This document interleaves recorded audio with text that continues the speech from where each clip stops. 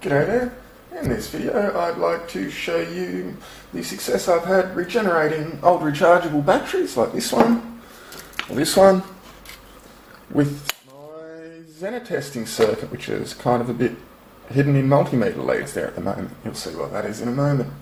I have 2 meters hooked up to the capacitor, and I've also added 2 extra battery holders so I can, as well as charging up the capacitor and testing Zener diodes across it, I can also charge up other batteries from the AA run battery down here. The circuit's currently switched off, and if I sit a battery in here, and this one is very stuffed, we see our voltage on this meter here. So that currently has 0.8 of a volt in it.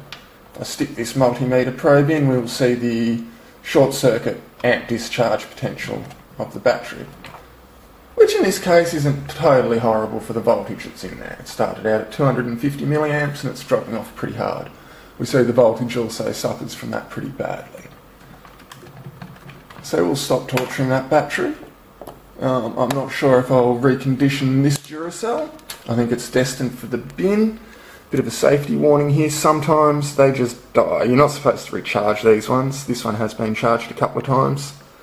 I've also used it to recondition several batteries from flat. I get all of my batteries, this whole box here, given to me by friends and family when they no longer run devices, TV remotes and things like that mostly. This one's done many rounds and it's finally starting to die. I don't know if the camera's going to focus in there, but that end is starting to unseal and there's some corrosion building up, so I'm going to put that in the bin before it's a poison hazard. Now, this 9 volt here, very old Arlec, was given to me by a friend after 20 years of use in a multimeter, along with the one that's actually running this meter right now. The one that's in this meter was the better of the two. It would hold a charge of around 2 volts when I received it from a regular charger. This one, charge it up, it'd say 9 volts for a couple of minutes and it'd start dropping off. 24 hours later, it'd be lucky to have half a volt in it. Now, if we hook that up here now, and I have discharged it a couple of times briefly, as I'm about to do again, I have to sit it this way because this one does have a bad terminal. As you can see, the voltage jumps around a lot unless it's sitting up that way. And then it should stay stable. It does have a bit over 9 volts. Behave you. There we go. Okay, so it has 9.5 volts in there. And I've had a couple of goes at charging this one, and I've never had, until today, more than 50 milliamps discharge, which dropped off really fast. Now, look at that, we have over 150 milliamps and climbing. Okay, we're up to over 200 milliamps it's discharging at now. When it was freshly charged, it was actually discharging up around the 400 milliamps range for a second or two. As we can see, the voltage is actually climbing up too as it gets used. So that one actually needs a couple of use cycles to bring it back to good now. Just use it and charge it, and it'll be all done. As we can see, the voltage recovers quite nicely once the load's taken off. So that one's recovered, and the one that's in this meter's been in there for a couple of weeks now, and I do use that meter a bit. It's probably been switched on for 50 or 60 hours, and it's not really showing any signs of discharge either. This little battery here, which I have on my little simple brushed DC motor setup, this ran a solar light for well over a year, and it's actually a special type of rechargeable. It's designed to charge in 15 minutes. At 10 amps, I don't think you can still read that writing anymore, but I have the charger here that goes with it, 15-minute charger, and you can see on the back there it actually outputs 15 amps.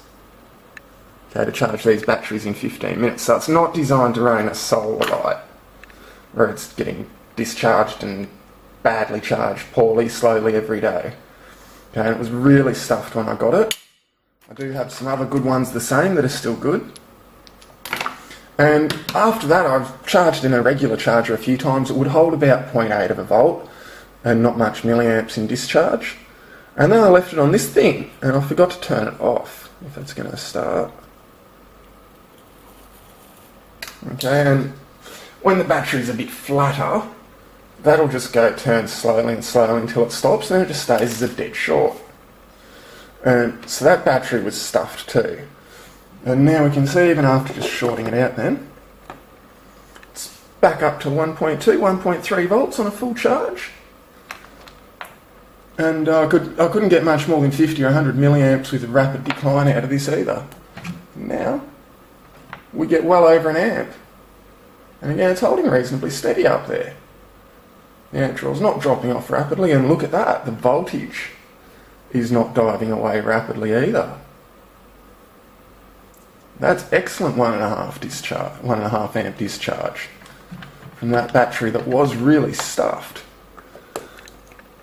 It's now comparable to one of these ones that's in reasonably decent condition, despite being a couple of years old and having had many cycles. Very much in the same ballpark as that one. So anyway, that was a nice bonus, finding I could recover my old stuffed rechargeable batteries. And that doesn't take a lot of juice out of these guys either. The run battery on this has to be flat. I have added a little trim pot down here to allow me to run up to about 1.3 volts now. Before I had the trim pot on, anything much over a volt, it just wouldn't run. I do have, that's pretty finely adjustable. I need to find a better trim pot, but I do have this one set to be turned on. So I know I can recover these old rechargeables. So I'm going to see if I can get some alkalines to recover. And if this guy works, and maybe it's twin here, which is a bit healthier, I've got all these old 9 volts back here. There's about 8 or 10 of them. So hopefully I can get some juice into those, and they're very handy for multimeters and smoke alarms and stuff. So let's have a look at these two. That one's the healthier of the two. It has 0.9 of a volt. And if we go for discharge, oh, it's pretty weak. 20 milliamps and the voltage dives to nearly 0. But it's holding it, it keeps on doing it. So that one might be recoverable. But what I'm going to try first is this one, which came with, they were a pair out of a remote or something like that. It has 0 volts. Sometimes it flickers 10 millivolts. Even if I change my scale there, it's flickering on and off 1 millivolt. It's got nothing. So obviously if I try and I get no amps out of it, the millivolt stops flickering. Even if I go to microamps. Oh, it's capable of delivering 30 microamps. So that's one stuffed battery. So let's switch her on and see if we can start putting some charge in. And look at that. Our voltage is going up. It's flickering around a bit, but it's working up. So I'm going to leave that on for 24 hours or so and we'll see how we go. Thanks for watching.